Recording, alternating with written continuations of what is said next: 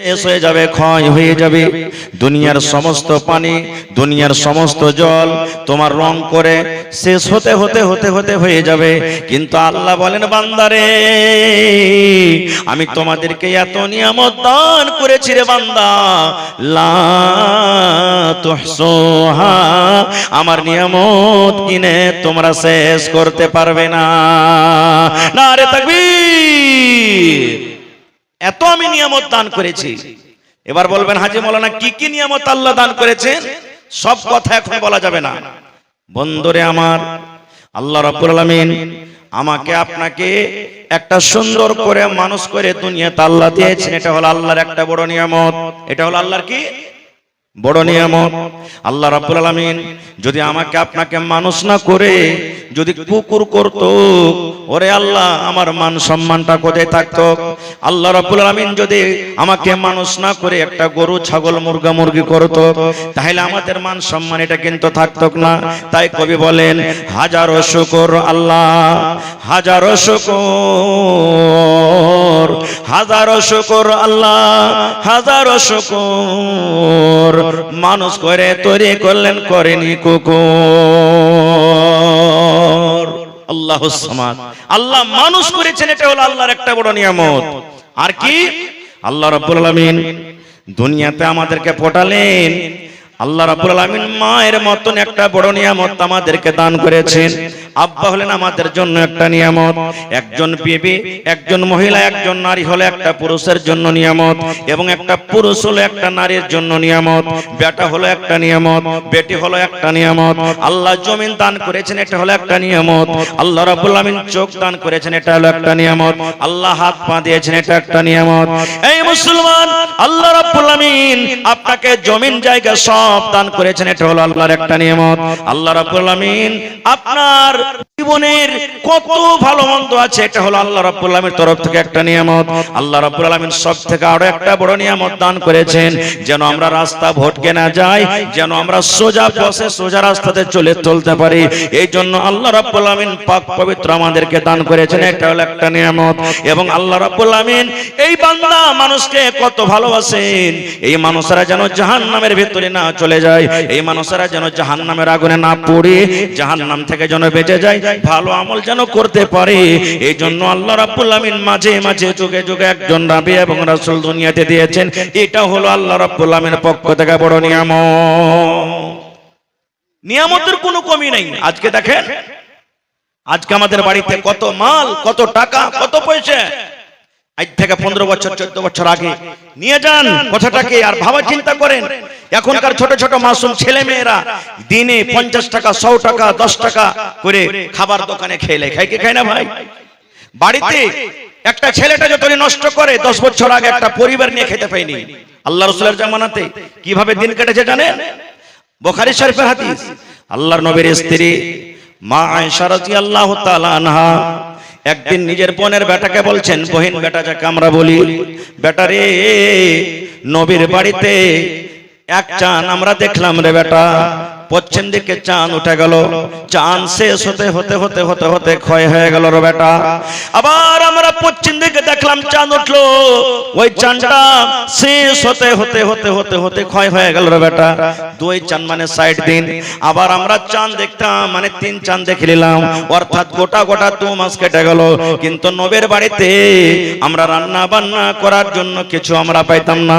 নবীর বাড়িতে আমরা চুলা জ্বালতে পারতাম না। কেন পারতাম না? নবীর বাড়িতে খানা ছিল না।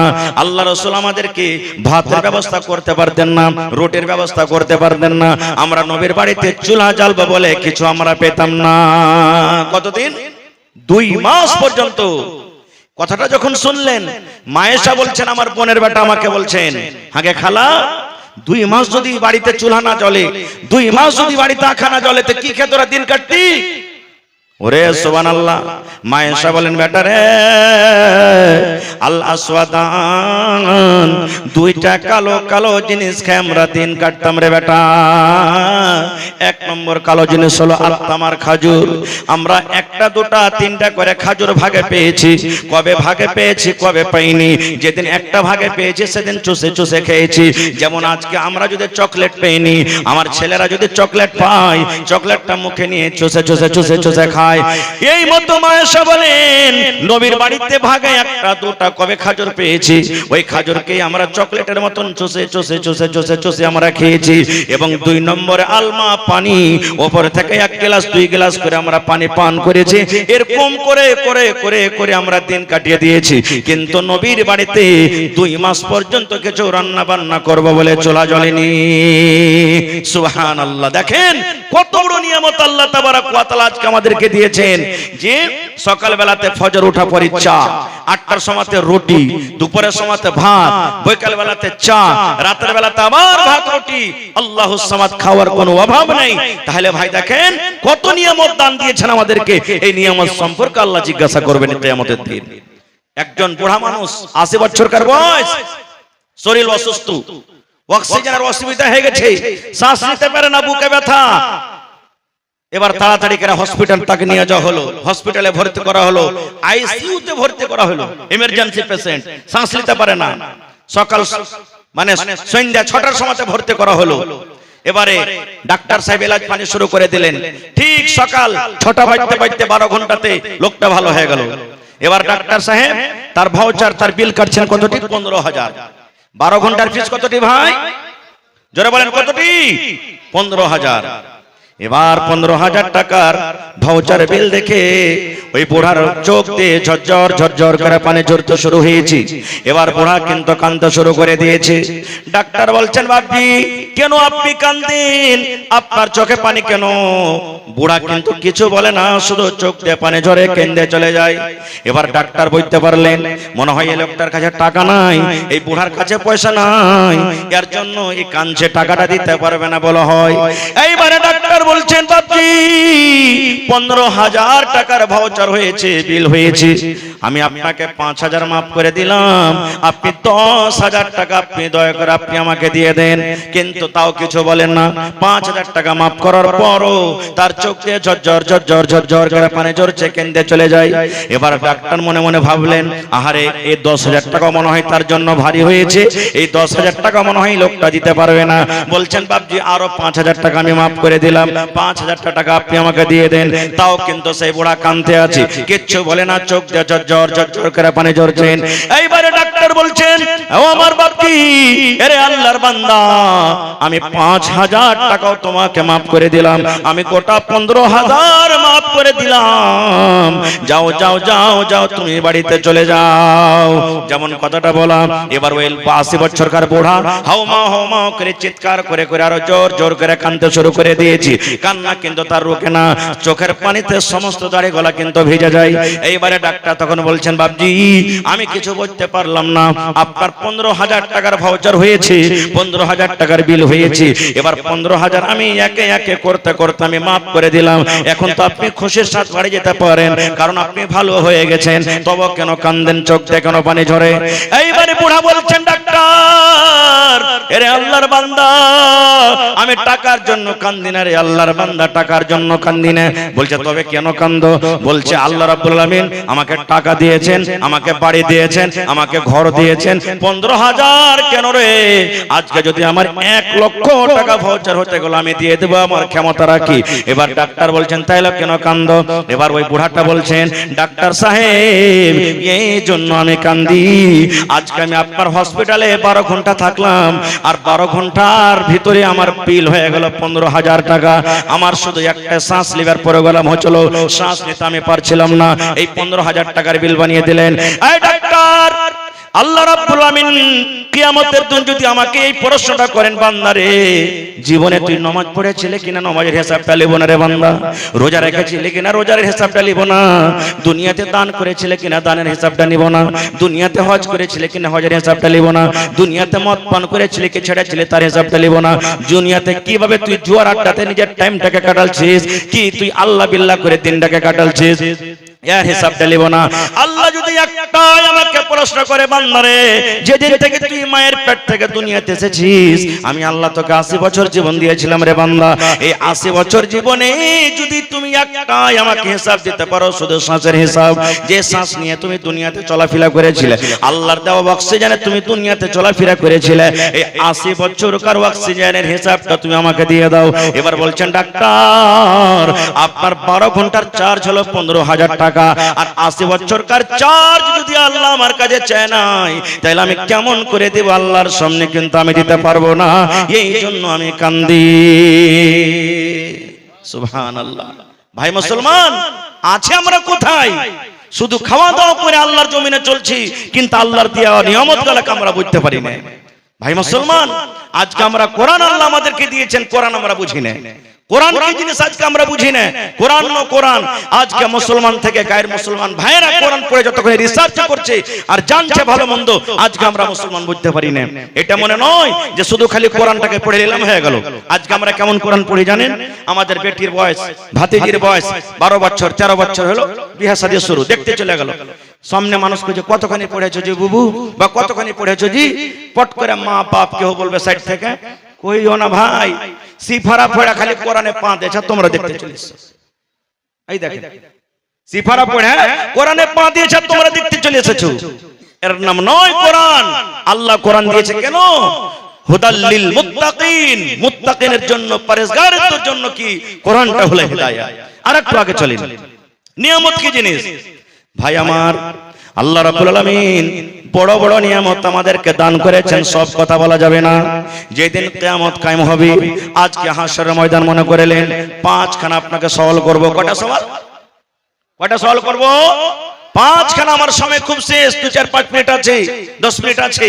যদি আজকে মনে করেন এটা কিয়ামতের মাঠ, আর আসলে আজকে দেখা লাগছে কিয়ামতের মাঠ, জি যতটি জালসাতে মানুষ আছে, এর থেকে মনে হয় 10 গুণা মানুষ বাজারে আর রাস্তাতে।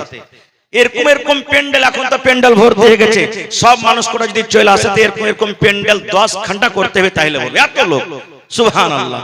ভাই আমার, আজকে হলো ধরেন কিয়ামতের মাঠ, বুঝার জন্য বলছি। কিয়ামতের মাঠ, 5 ঘন্টা সওয়াল করব। যদি সওয়ালের জবাব দিতে পারেন, আলহামদুলিল্লাহ, আপনি কামিয়াব হয়ে যাবেন। আর যদি না পারেন, আজকে জালসাতে এটা সবক নিয়ে যান যে আমি এই 5খানা তৈয়ারি কেমন করে করব, আল্লাহর সামনে কেমন করে জবাব দেব।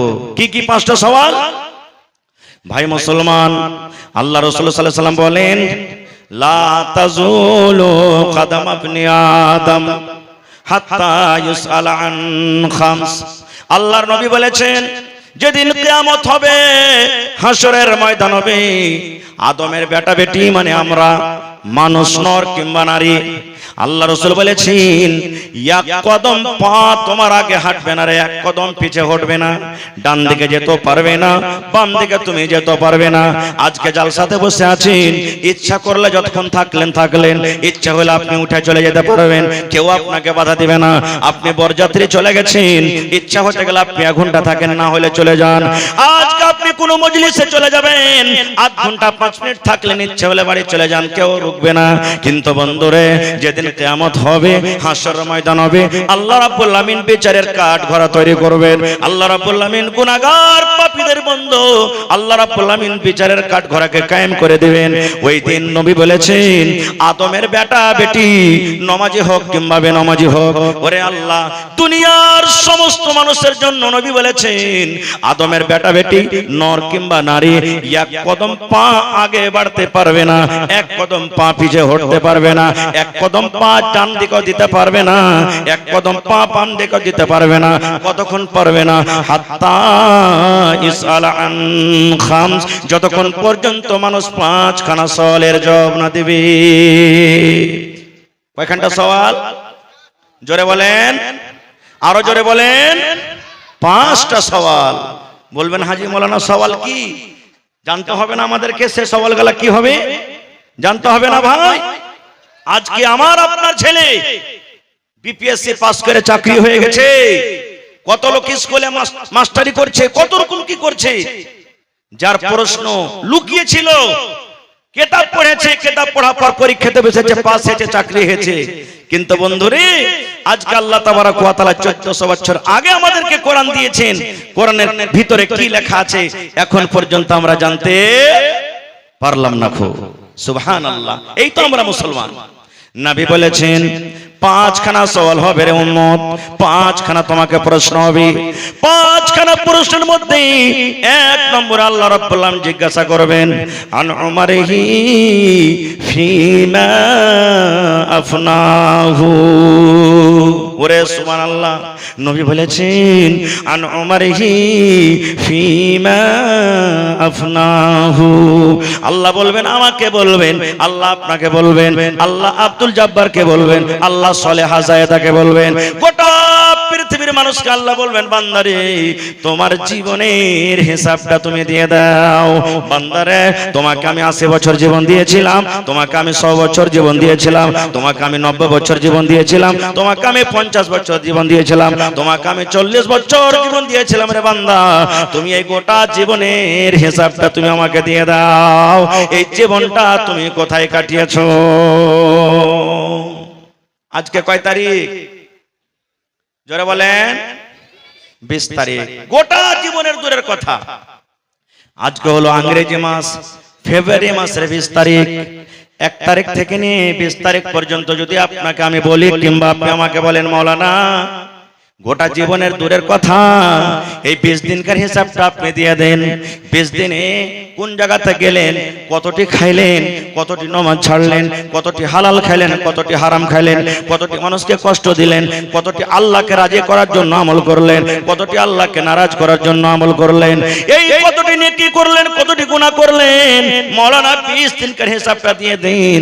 এরে মুসলমান, আমাদের ক্ষমতা নাই এই 20 দিনকার হিসাবটা দিয়ে দেব।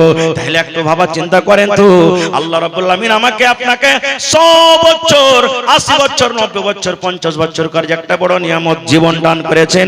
এই জীবনের হিসাব কিন্তু আল্লাহ জিজ্ঞাসা করবেন। আল্লাহ বলবেন বান্দারে তোমাকে আমি একটা খুব বড় নিয়ামত দান করেছিলাম রে বান্দা, এই তুমি জীবনের হিসাবটা তুমি আমাকে দিয়ে দাও।